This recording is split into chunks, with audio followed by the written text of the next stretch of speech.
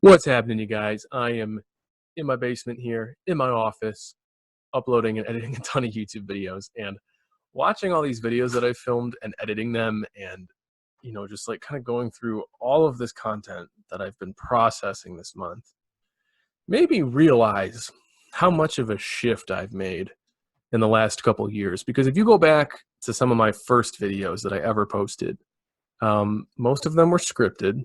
Most of them took like 12 to 18 shoots to even take because I was nervous about what people would think. I was nervous that I misspoke. I was nervous I looked dumb. I didn't like the way that I acted on camera. And I was so focused on trying to craft like a perfect message that fit the exact type of business and the exact type of model that I wanted to put forward. I wanted the mask I was wearing to be ornate and beautiful and attractive to everyone. And it just comes off like kind of fake, kind of standoffish, right? It's distant, it's a little cold, a little bit, politician-y.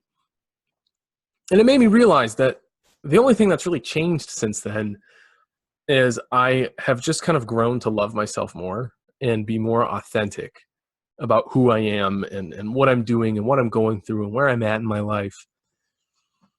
And I've also realized that my income has increased, in direct correlation with the level of authenticity that I'm giving off.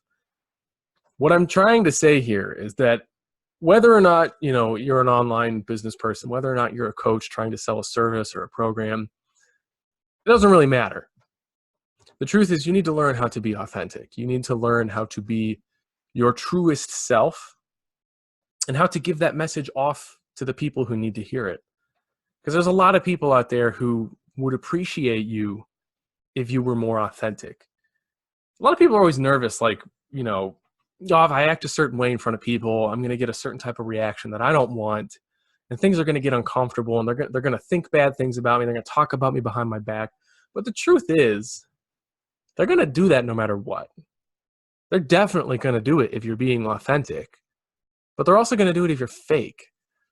And wouldn't you rather be criticized for something that's real than be criticized for something that's fake? Because if you're not truly being yourself, you're going to be criticized for being something that you're not. So show people your true self, right? Talk about who you are, where you're at in your life, what you want. Talk about your dreams, your desires, your fears, because those things are real, they're visceral. And people respond to emotions. This is something that is really, really relevant in the field of sales, right? People don't buy based on logic. People buy based on emotions. It's the storytelling, it's the character, the authenticity. When you can pull the human element, a story, emotions, love, fear, when you can pull that human element out of a product or a person or a thing or a place or an idea and present it to people, people respond to that. People do not respond to logic the same way that they respond to emotion. Now, what people will do with logic is they will try to use it to justify an emotional decision. You make decisions, you make purchases when you're emotional. You earn trust when you're emotional.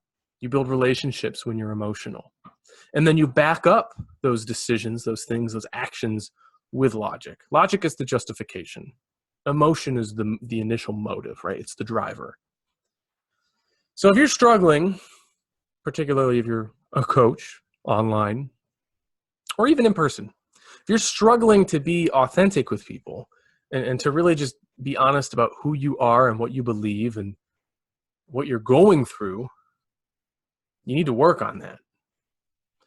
So what's the best way to work on growing your authenticity? How do I find my voice, right? How do I figure out who I am? How do I find what's beneath the mask? How do I take all the masks off so people can see my actual face and get used to it and I can grow comfortable with it? It's real simple. It's practice, right? How do you get stronger? You keep lifting heavy weights. You do it again and again and again. And all of a sudden that heavy weight's not so heavy. And then you go heavier and you just rinse and repeat. How do you get better at sales? You do more sales calls. How do you get better at anything? Repetition, repetition. So I invite you to step out of your comfort zone, right? Choose an objective, whether it's finding your voice, If you're trying to do a podcast like I am, I just started a podcast, and let me tell you, the first 50 episodes might suck, but that's okay, because there's going to be progress there. There's going to be authentic growth. You guys get to come along with me on that journey, and I will find my podcasting voice. I have found my video voice. I've been doing videos on Facebook and Instagram and YouTube for years now, and I finally feel like I'm comfortable with who I am and the voice that I use and the things that I say. Right? You can always do better. There's always room for improvement. There always will be. But the key here is to just keep doing it. And if you want to get good on video, if you want to get good at podcasting, if you want to get good at writing, you have to find your voice. If you want to attract people, bring clients in, bring people in, build an audience, build a following, a tribe, and get your message out there in the most effective way possible, you have to be your most effective self possible, and that is your authentic self.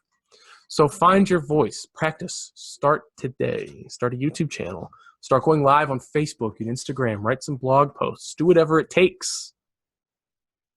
Because people don't want to see the mask. People don't want to talk to the version of you that isn't completely honest.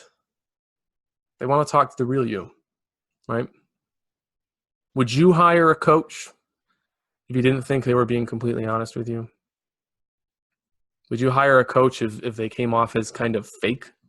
If they were always happy, or if it felt like they were pretending to be all alpha, right? And to be a boss with you, and all that stuff is fake, and people can smell that. People smell it from a mile away. So if you are struggling in your business with finding your voice, finding your authentic self, if you don't feel comfortable filming videos or doing sales calls or talking to people or posting things, you've got work to do, because you should be able to record anything you want in one take, just like this, post it, and feel nothing. Negative comments will come in, you can read them, but you feel nothing, because you are being yourself, you're being honest and authentic. And if that's what you're doing, that's really all you can do.